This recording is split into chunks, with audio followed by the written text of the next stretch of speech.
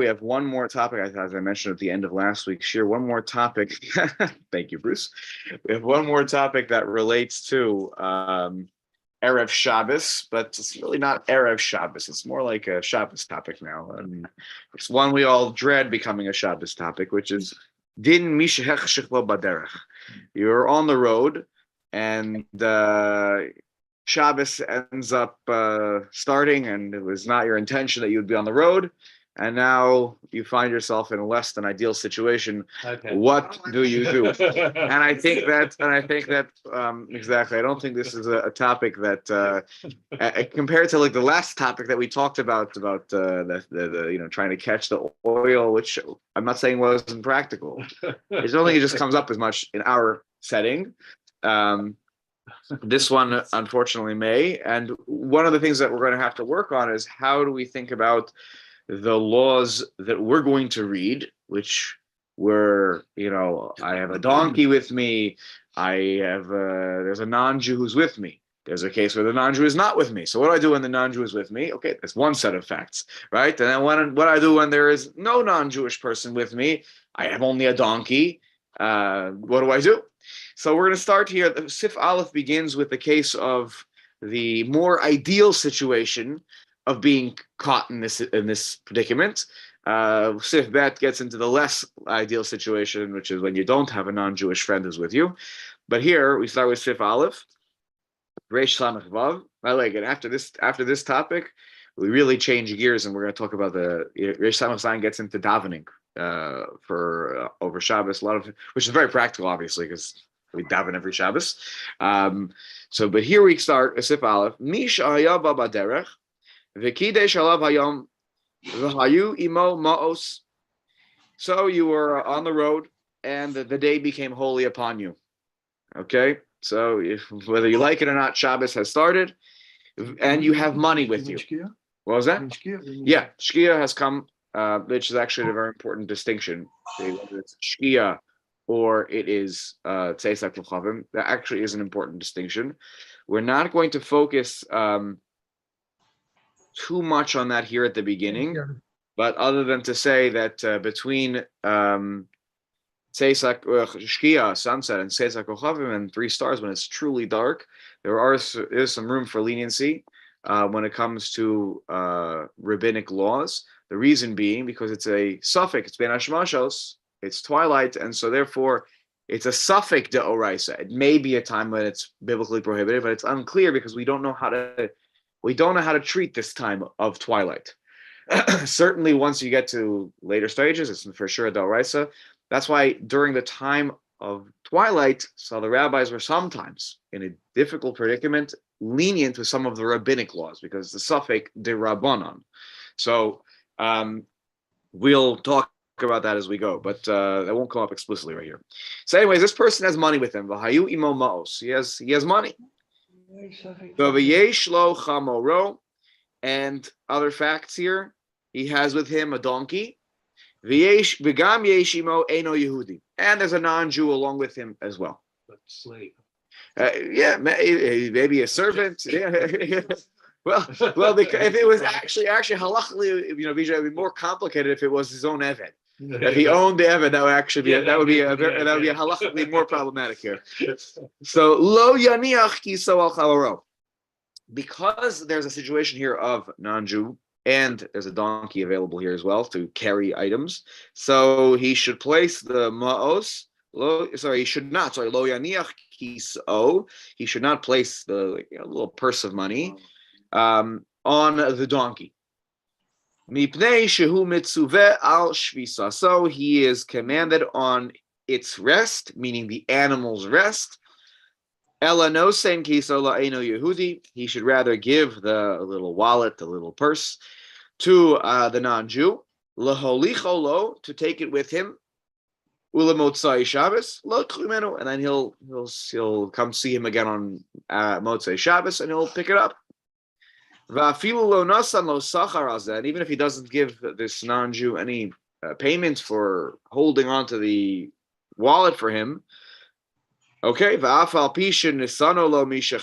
even though he only gave it to him once it was already dark, it was already Shabbos, mutar. It is permissible for him to do this, to give it to this non-Jew on Shabbos, and it is permissible then for him to pick it up after Shabbos. There is no penalty here, for example, that sorry, you can't ever pick this up again, or you didn't pay him a dime. Sorry, the penalty is you have to give him half of what's in your wallet. I'm making that up.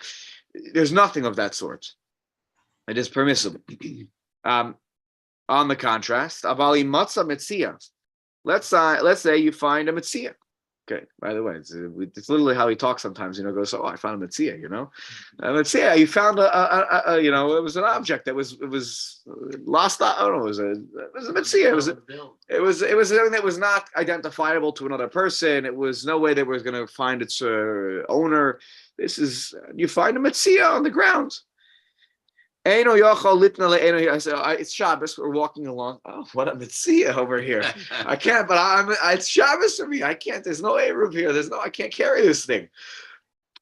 So you can't go ahead and pick it up and give it to the non-Jew unless you took possession of this thing from before Shabbos. You thought you were going to make it back to your house. You picked up the metzia on the road. And you're walking. Now it's Shabbos. Oy vey. So I give you my wallet. I give him this non-Jew my wallet. And I say, here, take the mitzvah. And, whatever. It's understood. I'll self-evident. I'll come back and pick it up. He understands my whole Shabbos thing. The hashta havia kikisa. Why can I ask him to take the mitzvah? Because now it's like kikiso. Now it's like my wallet. It's like any object that I owned. And so therefore it's permissible. Beforehand, it was never mine when Shabbos started, for me to even take possession of it, right from the very get-go, the first movements of this are problematic, but it's different than the case of the wall. Now the question is why in other areas of halacha, we might say, sometimes we're willing to part with our money, to spend our money for a mitzvah. Why aren't we say, okay, I have $40 in my wallet. I wish it would have been different, but I'm in a predicament. I just drop it on the ground. And whether the non-Jew wants to take it or not, that's his own business. But for me to give it to him, as if I'm handing it to him, that's, again, we spend right now. We're in the middle of Pesach mode, right? Getting ready for Pesach. How much money is spent, for mitzvahs? We do that all the time. So why here is there a difference? Why did Chazal allow for the passing of the ma'os, of the kis, the wallet here, to the non-Jew? Once better, it's Misha Chashecha. We've already had a realization it was dark. Maybe you could say maybe there would be a difference here if I had done this before Shkia, before Shabbos. Maybe I'd given it to him and said, "Hey, can you take it?" And I'll see you after Shabbos. Right? Sounds like you should have. And maybe this non-Jew also. I don't want to say sorry, I'm going to use a Harry Potter word now. The non-Jew apparated, right? It means like he showed up, out of the middle of nowhere. Okay, it's a Harry Potter word. In the middle of nowhere, maybe he came along. Maybe he only came along. He meets this person as Shabbos has entered. Now, these are all possibilities. I'm not sure where the non-Jew showed up. Was he walking with him the whole time? If he was, he should have passed it to him before. So we're in less than ideal territory. Well, he misjudged also. He misjudged the time. Yeah. Misjudged when they would get home. Maybe it was like there was a little bit of a cloudy day, so it wasn't so clear to see the sun going behind the horizon. Okay, take a look at Sif Aleph. What's going on here? First thing to talk about here is I'm not allowed to use my donkey. Right? I have a donkey with me. Now it's also a whole question: how do I lead my donkey? Okay, but here we're talking about the mos. That the donkey can't be the carrier of my wallet. What happens if the donkey has a load on it? He's going to talk about that. What if the donkey has a load? That's yes. It's very. Well, otherwise, why is my donkey with me? The donkeys were to carry the load. Yes. So there is actually a presumption here that he's already carrying something. Now it's Shabbos. Can I put more on his back? Literally. Okay. Let's take a look at Sif Aleph. F Shchamoro. F Shar Dehu Hadin. It's possible, by the way, that the halacha will be the same, even if he was renting the donkey from a non-Jew. Right? If it's your animal, if it's your animal and you own it, there's very little to talk about here. So it's a pasuk in the Torah. If it's in the Ten Commandments, your animal has to rest. If it's your animal, look, if your animal does its own thing, it's roaming in the backyard and it starts eating the grass, which you're not allowed to pull grass out for no, you're not allowed to pull out the grass on Shabbos. And the animal's eating, okay, it's one thing when the animal does it by itself. It's another thing for you to direct the animal to do a malacha. So that's he says here. Maybe it's actually even a problem if you're only renting. So it's not you don't own it, but you have a rental in this. Excuse me, Rav. Are you saying that the Jew does not have an obligation to feed his animal on Shabbos? No, of course you feed. No, you get. I don't know what you typically feed. Maybe these outdoor animals, it's straw or whatever. Yeah, you could give them a bucket of straw.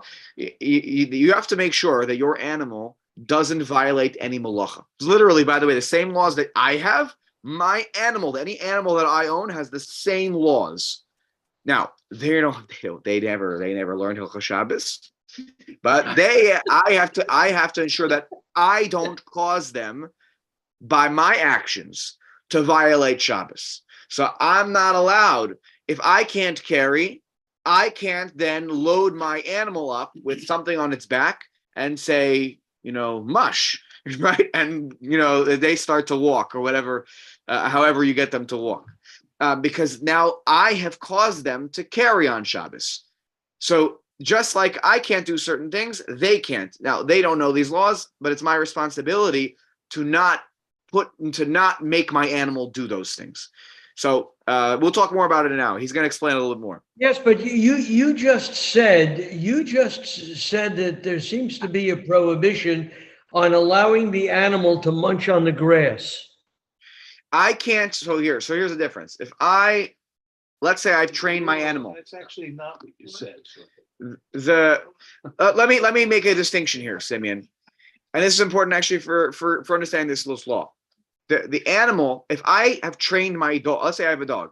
I don't have a dog. We're not getting a dog. My kid is sitting next to me, you can't see this.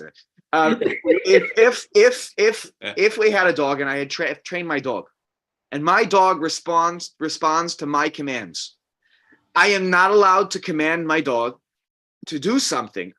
Let's say I can command it to dig a hole, right? I say dig, and the dog starts, clawing away and making a hole. I have now violated Shabbos.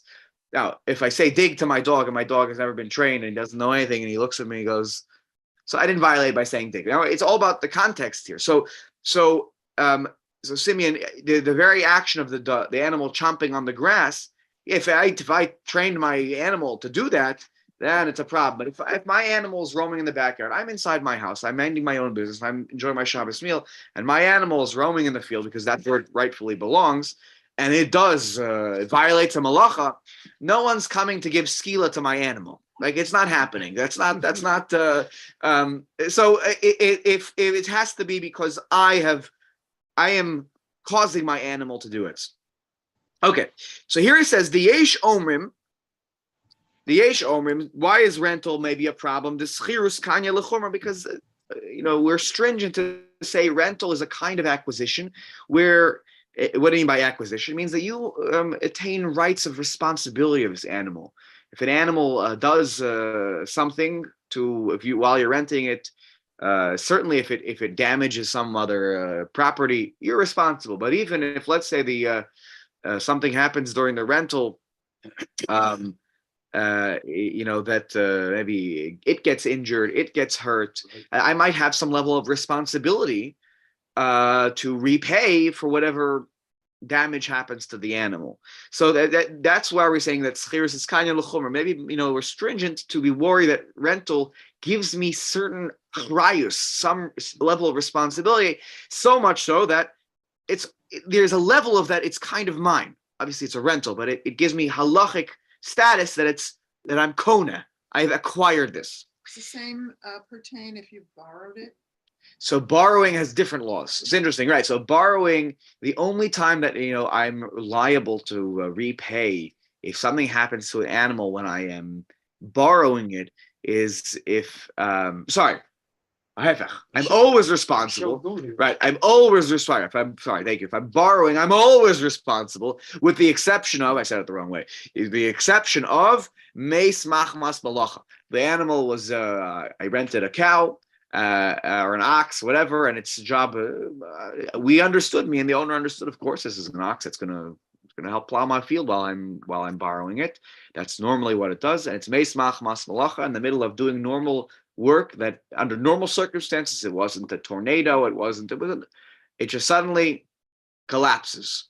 And so in that situation, a borrower is off the hook, but anything else, as a borrower, because I didn't pay anything, I'm on the hook. So I actually have a lot of achrayas in a situation of borrowing, less so than in renting where I'm paying. What was that? Was it Leo's laws of bailment? Yeah, it's a fascinating topic with Bava Metzia. Actually, anyone who's doing Daf Yomi right now is in the middle of this topic. But okay. Okay.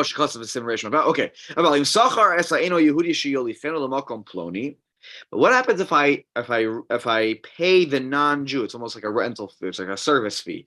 I pay the non-Jew to take the animal to Makom Ploni, to such and such a place. I see it's going to be Shabbos. I didn't rent the donkey. So the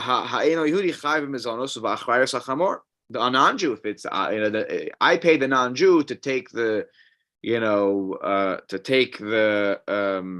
Liability. Because maybe I want the donkey to carry something, so I pay him to take the donkey, to XYZ place. So that's different. I don't have any rachrais on the donkey. The donkey is fed by the non-Jew. He is liable for anything that happens to this donkey in the process of this journey. And I didn't rent this donkey from him. I said, I want you to take a donkey and carry my stuff from A to B with the donkey. I didn't say this donkey. It could be any donkey. You want to do a different donkey? I don't care. So in that situation, it's very obvious that the Jew is not. I don't have to worry about if I put something on top of this donkey. I don't have to worry about it. It's not my donkey. I have no responsibility for this donkey. Whoa, Rav, how could that be? Hold on, I'm going to explain in a second. What did I say, Bruce? Same way you wouldn't have to do a sale like Comets. Because let's say, remember the Olympia in York, that real estate company? Yeah. That went bankrupt from Canada? Sure. Yeah. The building Canary Wharf. They used to stop their workers from working on early Shabbos. Because so those they were hiring, in Texas, they're building, and they stopped them from working late on when Shabbos was early. Right. So why wouldn't you have to sell a donkey under those circumstances? They're not, why would they do that? It's not my donkey. I'm walking along with this non-Jew. His donkey. No, in this situation, the Mishnah Berurah is drawing up. It's not my donkey; it's his donkey. I merely am paying him to go take the donkey from A to B, and I take a little wallet and I put it right on the back of the donkey. I didn't, but the donkey. I'm going to ask you a different question, though. Yeah. You made a distinction, which is I'm hiring him to take the donkey is there, and I've hired the agent to take this to transport the donkey from place A to B, right? And I've never owned the donkey or anything. Right, correct. But what about, because it still seems to be work. What about if you hired the Yehudi to carry your loads, and he employs a donkey in doing that, not your donkey. He uses the donkey, and he's not going to some remote spot. He's carrying him to your spot. That seems to me like it's still So okay. if you've hired him, meaning you've hired him to do the transport, he's a schlepper, right? He's a schlepper, and But even if you've hired him as a schlepper and he doesn't have a donkey, right? What could happen? That you don't have to arrest him. No, correct. Here's the only problem, though. So when you get involved, donkey, that's part of his business. He uses the donkey to help with his schlepping, right? You have no ownership over the donkey, right? Yeah. So the only problem is the following. No, I'm saying that even if you hired him to go to your place, you just didn't get there in time. That's a So the problem. only problem is the following: in hiring a non-Jew to do work for you. So if we many simanim ago, we learned about if you hire a non-Jew and they have to do the job now. If I hire like this is a good review for everybody, right? It's not what I'm talking about. I'm Yeah. talking about you expected to get home sooner than you did. Yes. Shabbat comes upon you, just like he says here. And you right? and you discuss say and it. you turn to the guy and you You say, didn't say anything to him, I'll, right? I'll hire you. Get No. You had already done that. You're Oh, going he's a schlepper. He's Right. a schlepper. You've hired him. He Right. uses a mule for his business, right? Yeah. And so, you're walking along. You're supposed to get home at 5, and you get home at 7. Right. Right. And guess what? You just didn't realize that was going to happen. Right. And this- Right. I know, So I this do might agree. be. So I'm going to tell you that this might be the exception. This kind of case where you're stuck on the road might be the exception to the rule, which is generally, even if I've hired somebody from before Shabbos, or in But that was when you were hiring him from before Shabbos to do something on Shabbos. right, Here you're hiring him before Shabbos to conclude a task before Shabbos. right. And you make a mistake. That's what he's talking about Right. here. But if I know that the non-Jew won't be able to do the thing, oh no. So you're sorry. Yeah, I sorry. don't You're know. saying I didn't know. Yes, exactly Yeah. what he's saying here. The It's a Mechaber system, is right? saying Yeah, it's that's probably exactly a similar case here because you would have never asked him to do this if you had known from the beginning that the journey would have landed you at yeah. So the question, Yes, correct. I would say that Bija, what you're describing does fit in the rubric of this simon, which is less than ideal. If I had known beforehand, the answer would have been absolutely no. Right. Yeah, exactly. Yeah. so the Yeah. question is, could you give him something to take on the way you go home and give him? Let's explore the this more. question here. Yes, Based on- now I'm stuck.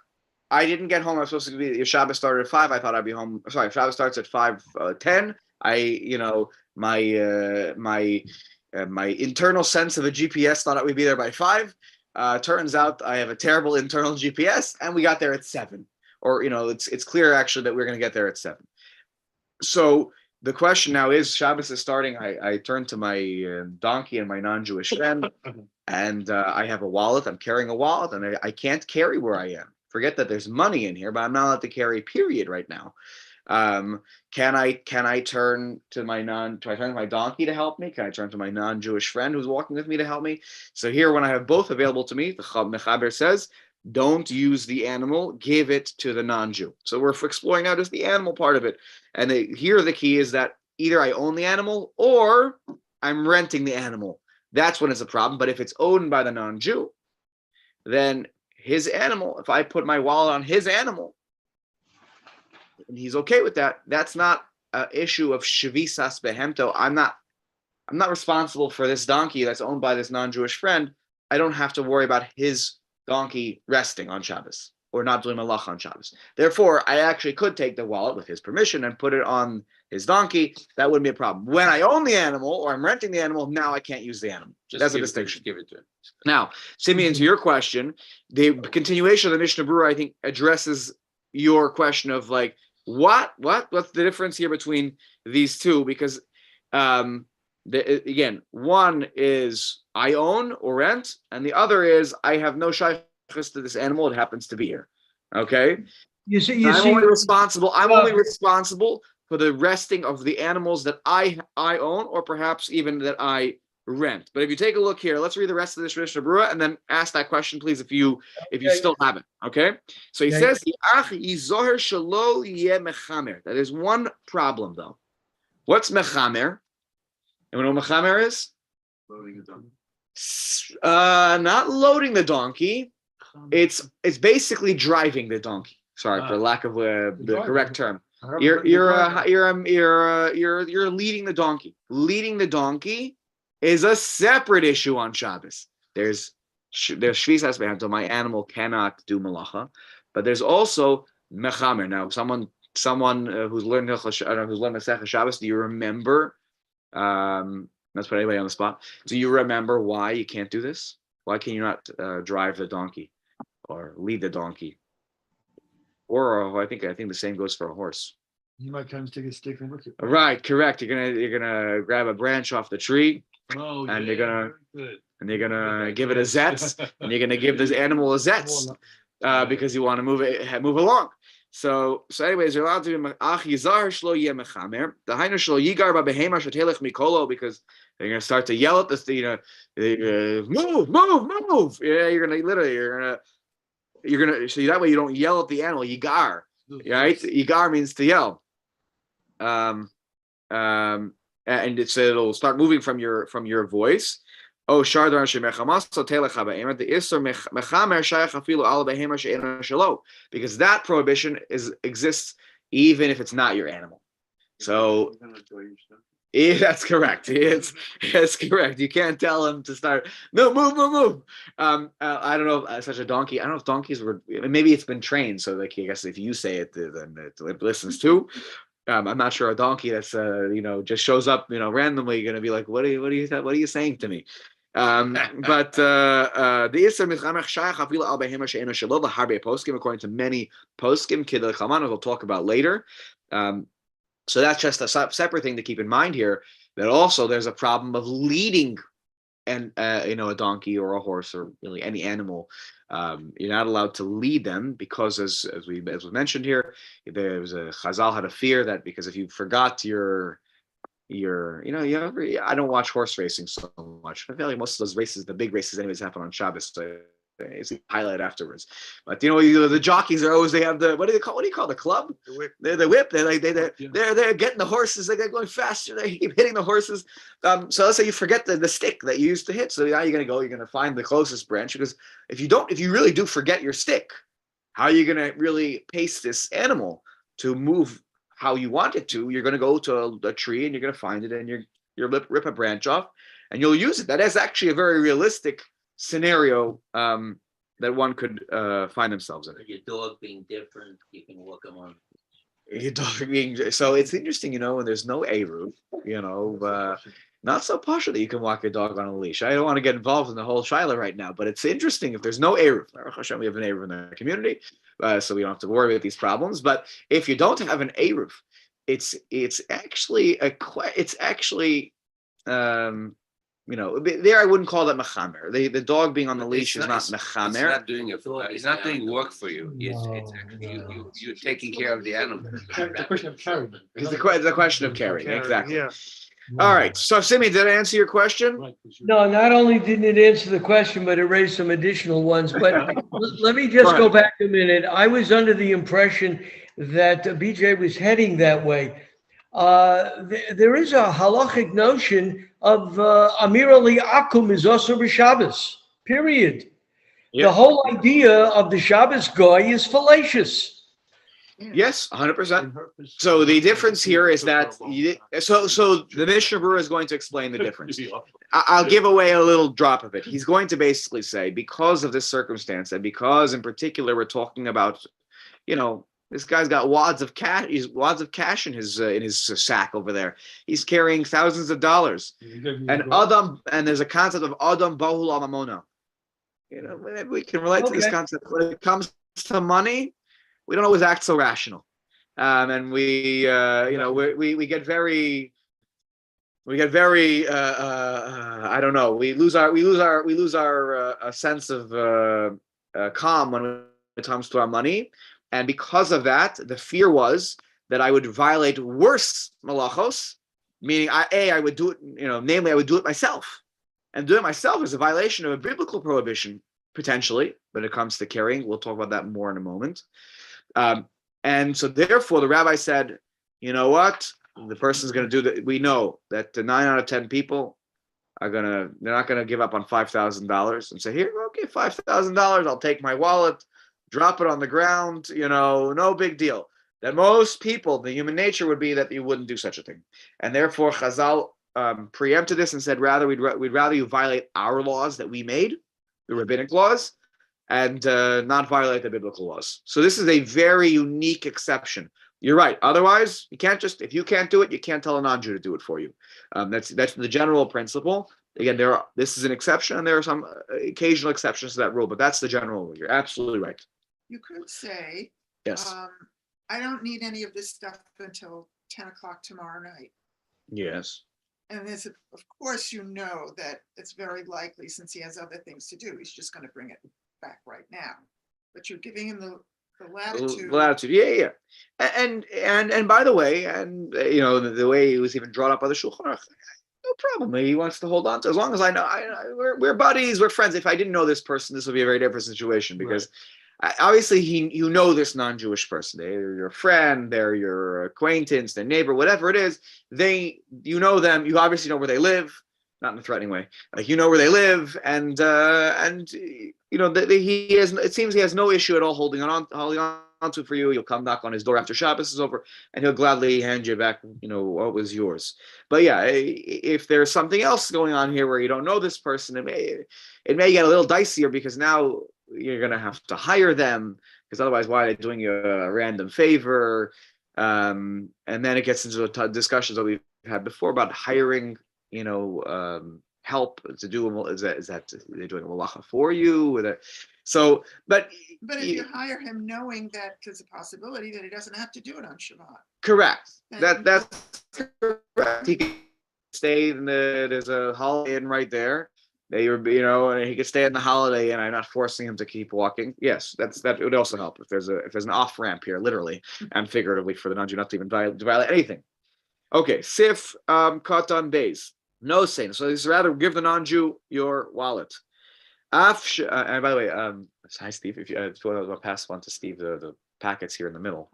Maybe Steve would want the copy. And thank you. Okay, we're on Sif Katan Beis. Shlucho Lisa b'Shabbos. Now, the biggest problem here is you're asked this non-Jew to basically be your shaliach. And shlucho shal adam kamosa. The messenger is like the person here, is an extension. So there's a question about shlichus of a non-Jew for l'tam mitzvah. Can I ask a non-Jew to be my shaliach to do a mitzvah on my behalf, to deliver some, Can I ask a non-Jew to be my shaliach to deliver, kesef kiddushin to a woman? We would probably say, no, you shouldn't do those things. Because A, it's not a good idea how to marry somebody, but B, it's really not. It's really a good advice, but it's not just a sheer on halakha. The reality is that there's questions about whether a non-Jew can have shlichus. But here, I wouldn't think of the word shlichus in a very halachic sense. It's a shlichus in the sense that I've asked a non-Jew to do something for me. Yeah, exactly. So here he's my shliach to carry this on Shabbos, the wallet. Mikol makom, and this answers your question, Simeon. Mikol makom hekelu chachamim. The chachamim were lenient here. They literally baked it into the fabric of Shabbos. They made a leniency. Mishum dekim lahu she'adam bahul amamono. People get very stressed and worked up about their money. V'ilo sharisle, and if I didn't permit this, oseli de isur chamur. They will come to violate a more higher level of prohibition. Sheyolich arba amos v'shusarabim. They're gonna walk 4 amos while carrying an item in the public domain, and that is a violation of a biblical prohibition. It's the 39th malacha listed in the list of 39 malachos in Perek Klal Gadol in Masechah Shabbos, and that's a serious prohibition. The idea that the non-Jew does it for me is a violation of Amir L'Nochri, which is a rabbinic prohibition. So it's much better from a halachic perspective to, of course, violate a rabbinic than a biblical. Usually, we don't allow such exceptions, though, because the rabbis didn't like when they had rabbinic laws that were. They actually were more strict with rabbinic laws because they felt that people wouldn't take them seriously, and they would sometimes put more serious penalties on violating rabbinic law than even biblical law. But here they understood the nature of a human being, and given the unique scenario, they said, look, we know the human nature, the majority of the Jewish people are going to make the wrong decision here because of Adam Bahul Mamona. And therefore, we're going to allow, in this circumstance, to give it to the non-Jew and make it happen. I remember it being phrased that way. I always remembered it being as that, if there's going to be a very severe loss, right? And as opposed to saying, well, we know what human nature is and there's a frailty there. I always thought that they framed it in terms of, no, there's going to be a real loss here. And it's only our prohibition, meaning the rabbis, and therefore we're makil on it. So you I could, mean, which you're is like less critical of humans' nature. so what you're saying could be two sides of the same coin. You could view it as that there are exceptions in the laws of Amir al-Nochri when it comes to two things. When you can cobble together, well, actually, it's not so. So there's an exception to the rule of Amir al-Nochri when you cobble it together when it's a rabbinic prohibition. So let's say let's say there's a light on in my house, in my bedroom, and I forgot to turn it off before Shabbos started, or a kid turned on my light in my room after Shabbos had started. Don't worry, when you're young, not now anymore. But just read. Okay,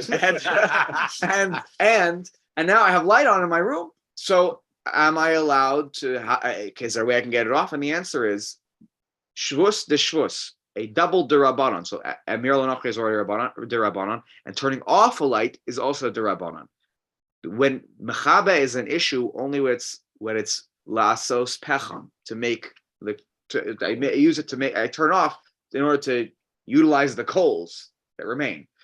But here, when we talk about turning off lights, like, in our rooms that we have, that's only going to be a rabbinic violation. And without getting into what kind of the light bulbs you have, that also may actually factor into the discussion. But It's the incandescent. right, it's the most, and then you have the LEDs are very different, and the fluorescent are different. But if but- you hire the Nochri, he's not your Eved. if you In other hire words, the Nachri, he's not he's your really- worker. He's Right, your he's worker. not It's a very really- different relationship when you hire a Nachri. When you hire someone who's not Jewish, we talked about this many moons ago now. But when you hire him, if you hire him for a task and you don't force him to do the task on Shabbos, and he chooses to do it on Shabbos, that's fine. If I say I hire him 5 minutes before Shabbos starts, and I say this needs to be done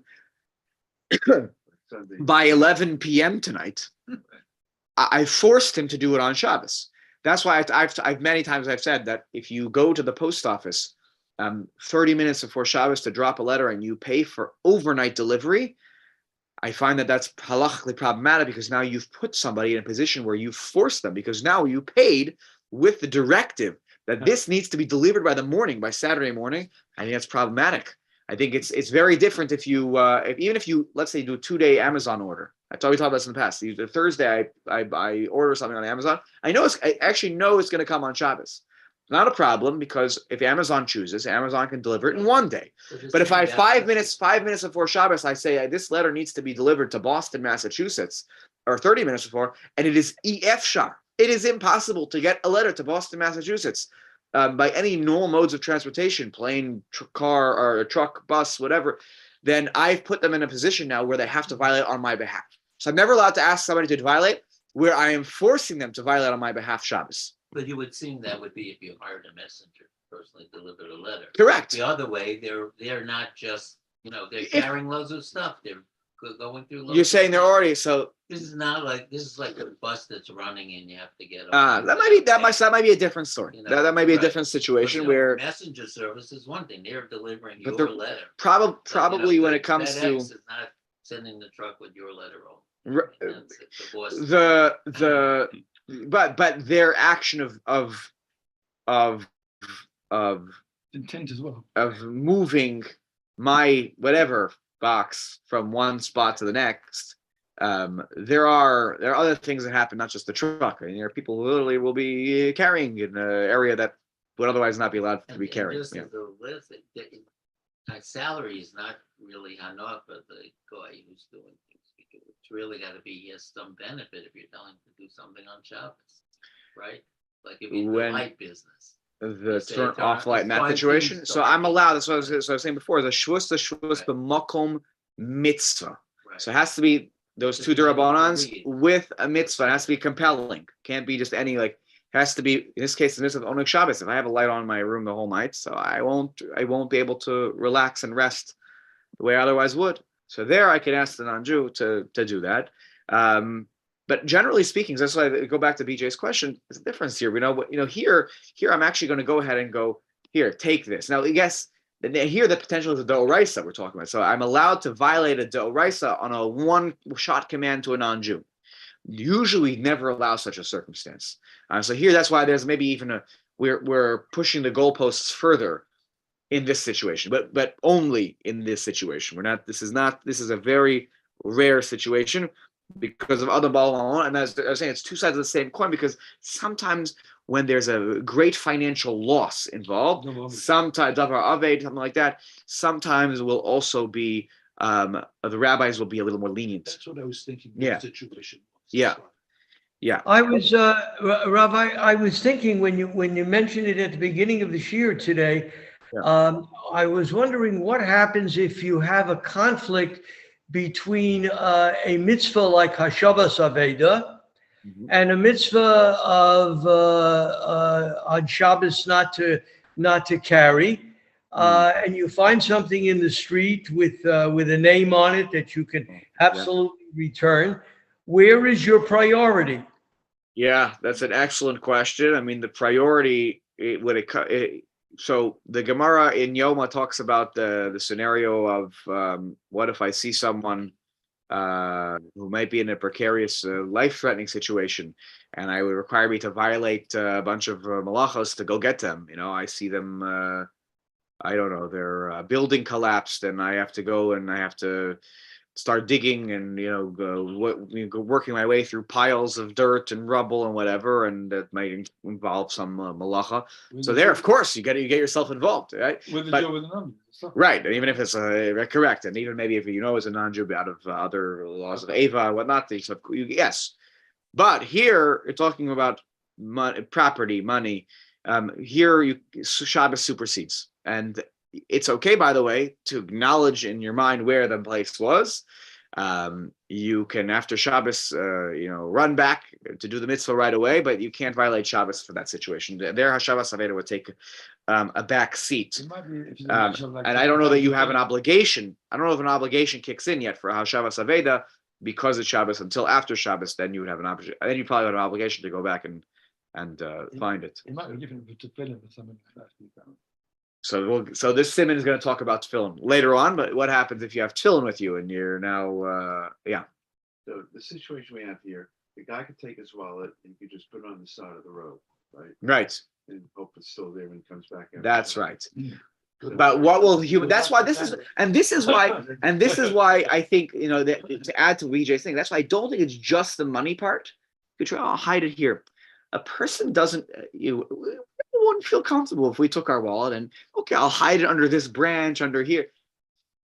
The reality is human nature is I don't feel comfortable doing that. I'm going to take my wallet with me, right? I don't want to move So the without guys my are wallet. Trying to find a way.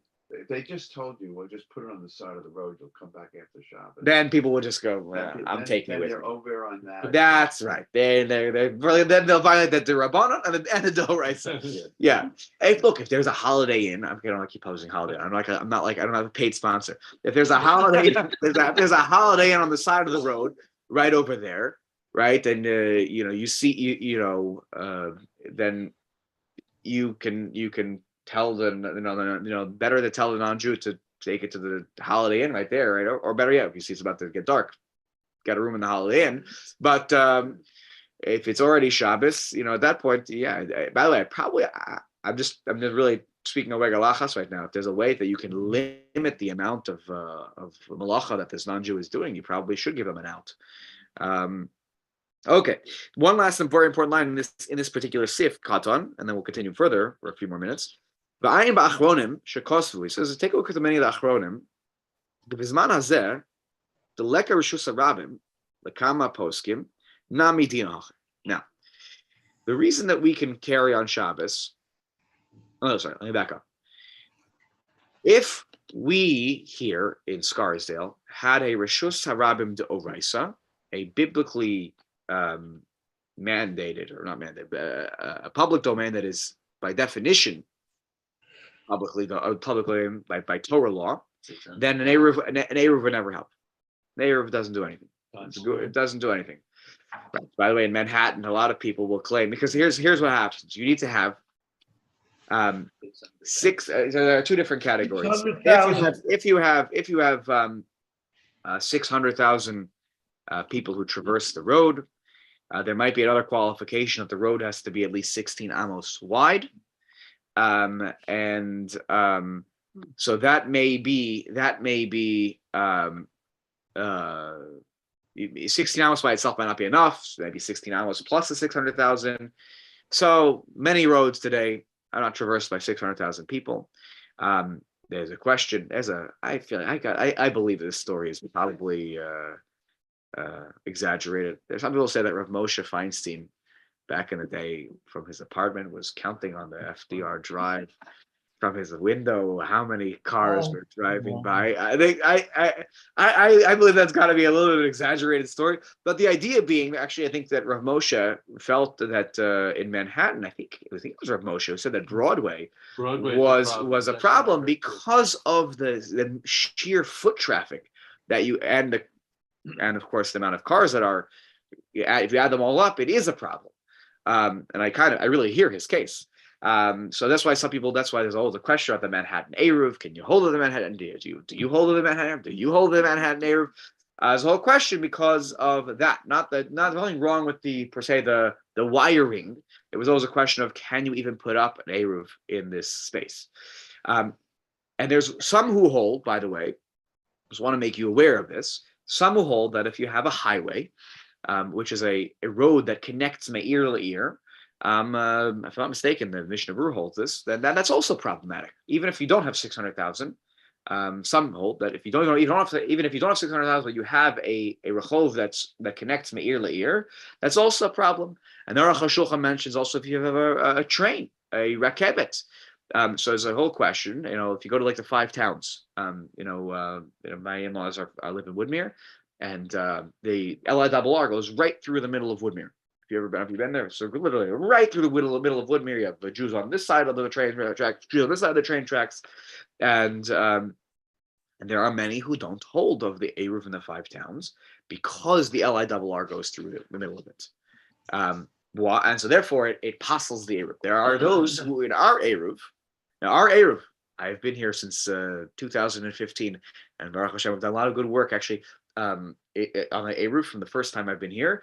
With Rabbi Jachter, every year we've added to incorporate more different shitos. The one that we will never fully satisfy, Rav Shechter wouldn't hold of our Eruv here, but he wouldn't have many Eruv in. Just putting that out there, because the hutch goes in our Eruv, and because the hutch connects, that turns into the what's it called in Connecticut, the Merritt Parkway. And it's a highway. Whether you call it a parkway or a highway, it's just whether a truck can go on it or not. But it's a rechov that connects Meir Le'ir. For the Sfardim also because yeah, absolutely, because I remember Rav Tendler was the original. Rav Machshir, correct. Right? Yeah. And so people came to me and asked me. I have no idea.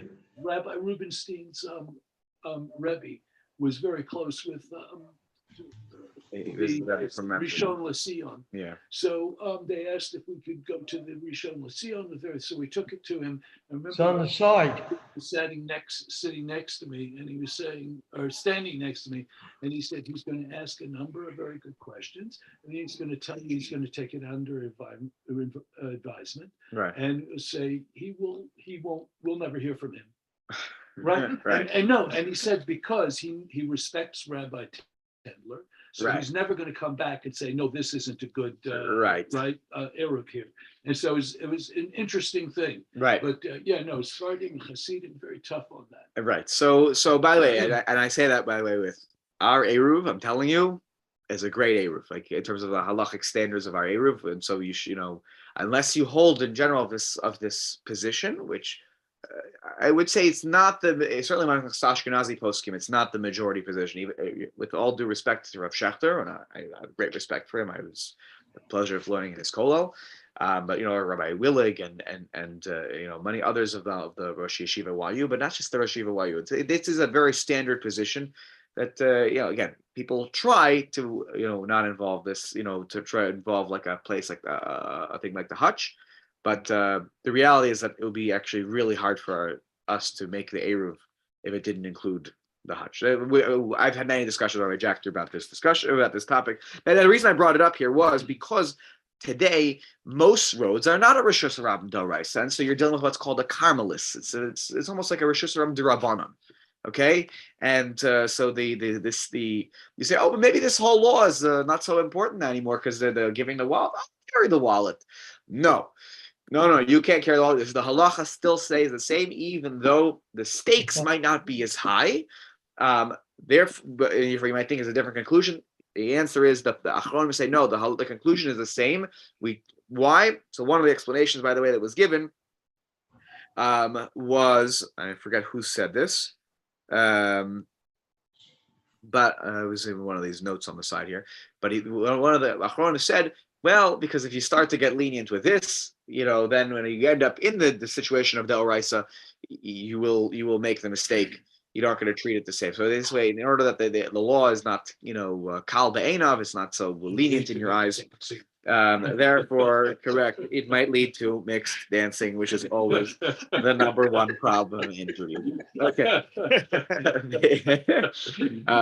Okay. Where was I here? Okay. Kiso la'edo Yehudi. So let's read a little bit of this and then we'll stop. Sifkat Gimel. You give the wallet to the non-Jew. This goes to your point from a while ago, Tommy. If there's already a heavy load on the donkey, ba'agala, or there's a wagon, and the wagon's already carrying, or the donkey, or the wagon's already carrying whatever, lots of things. And there's no possibility. No way, right? It's not possible to give it to the non-Jew. Right? Maybe there's no non-Jew. Maybe it's impossible. He's already carrying a load. You're asking him to do something more. He can't do. We'll talk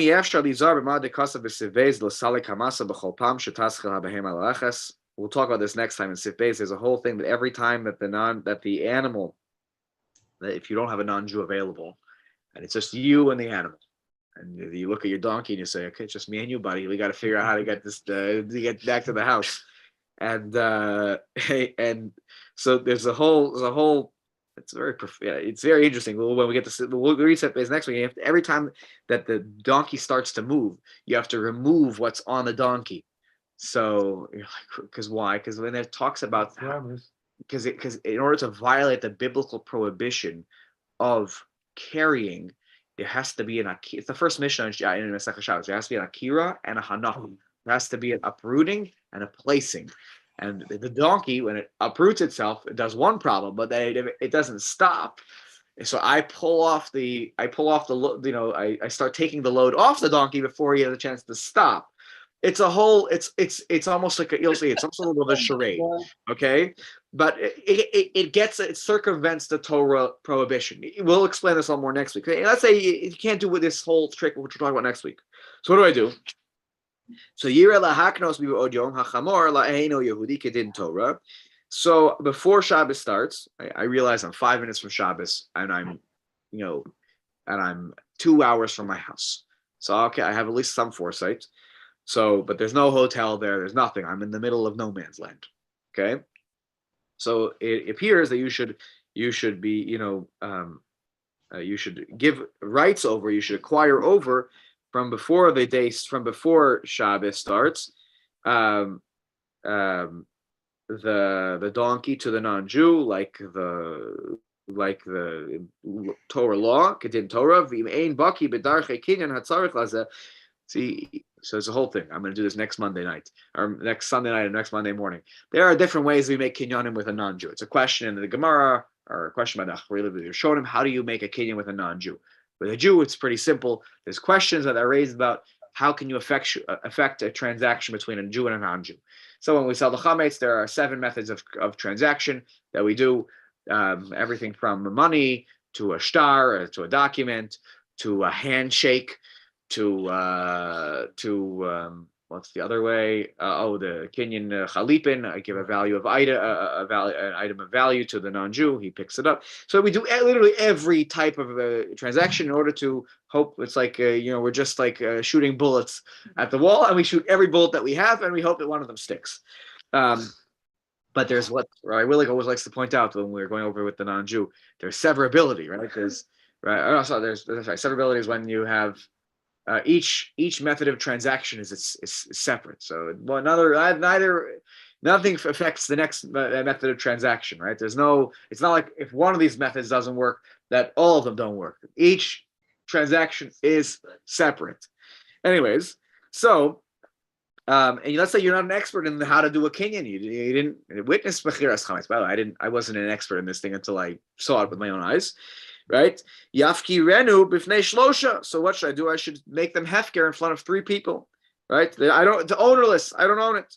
Or if worse comes to worse, between you and yourself, you make it hefker. This halacha came to fruition when? Anyone remember?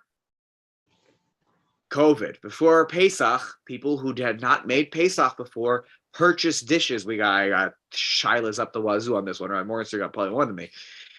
That people purchased dishes. They had not done Pesach in many years, or they had whatever. They had bought new dishes on Amazon or whatever, and they arrived. What do they do about Tevilas Caleb? So the mikvahs were closed. Maybe if it were just for women who need to use the mikvah in a circumstance. So the psak halacha wasn't just for my mortgage or myself. That'd be mafkir. But if shlosha, I can't even 3 people. There's not 3 people. They're all related to me. They're not no dagonim here. So the idea, some people started doing it over Zoom. That was clever. And then they would show people on Zoom, and then they would put it on their front door. And they would say, hey, if you want to come take it, it's all yours. It's mafkir it. But the worst comes to worst, you did it between you and yourself. That's just the least preferred method. Okay. Das ain't over al iser shvisas behema. So I mafkir the animal. It's called chamira. It's called chamira. Correct. I'm correct. I'm being marked for myself. Correct. We don't make that. Correct. That's correct. The difference though is there. I don't know that I don't know of anything. Right. There, it's like I think I got everything, but it's like a last ditch effort, like just in case. What was that? Correct. Whether I know about it or I don't know about it. Correct. So, but I've made an effort to hopefully get rid of everything. And even though we do say if I know about it, it's interesting though, because really, if you know about it, you should have gotten rid of it. Anyways, that's a good point. I never thought about that lashon. The az ain't over because at least that way I get rid of the ownership of the animal. The animal is not mine. V'yere bin ha'agalah, I should get off the wagon, especially if the animal is pulling the wagon. He shouldn't pull me. V'zar shelo yeh mechamer, and also I'm getting off the wagon in order to be careful not to be driving this donkey. V'chaniska l'besof sif katan aleph, as we talk about in sif katan aleph. So you have here, if your worst comes to worst, you're mafkir the behema. You make the animal hefker. Because what else am I going to do? And then the animal will carry it. So I should try the non-Jew to help me. No non-Jew. What do? You're going to see next week. We're going to talk about a whole shtick I pull with the animal. It's literally it's almost almost like a literal dog and pony show. By the way, you're going to do this whole shtick with the animal. When he stops, you put it on. When he walks, you take it off, and you have this whole arrangement on this until you get to the house. If you can't pull that off because the animal is already carrying too many things that you can't actually pull off. Let's say it's too heavy, by the way, for you to pull it off and then put it back on. It's impossible. So the worst comes to worst is your mafkir the animal. And then, okay, we didn't like that also during COVID, by the way. We don't like the idea of just being mafkir an animal or a vessel, because the reality is you can call into question whether or not you really mean it. Right, you're mafkir a pot that I'm going to go ahead and then use. It's very questionable whether you can really do it. That's why, okay, but the end, we allowed it because what else? There was no better option. But here the same thing is true again. There's no better option. But really, we don't like this, and that's why it's the last. It's the last resort here when it comes to Shabbat. So we'll stop here in the Mishnah Berurah in the middle of this. We'll stop. We'll finish the comments next week of the Mishnah Berurah. And then And then we'll continue on to Sif Beis, where you'll see this whole show where you don't have a non-Jew available in order to violate not to violate the biblical prohibition, and more so to violate the prohibition to the point where you have to bring a chatas, right? You have to bring a korban. We'll be here. We'll talk about Akira and Hanacha. Okay. It's just zoom in. Okay. Yeah, everyone have a good Pesach. Okay. It's over already. Oh, you're away next week? Oh, my goodness. Wow. Your personal copy. We have it Yeah. next Are Sunday? you here next Sunday? Yes. You here? You're maybe zooming. I- You're I think I'm- local, not so. I should be here. You're here. Yeah, you're here. Yeah, I should be. Richie's doing our siyum for us at Erev Pesach. Yeshua, Richie. Bruce, you're around or you're out already? No, the first days were back. No, but So it's Sunday, Sunday next week. You're away. I'm- You're still. No, I'm going to Teaneck. You're going to Teaneck. Okay, got it. Got it. BJ, you're away. Yes, we're away. By the way that we solved the thing with the dishes, because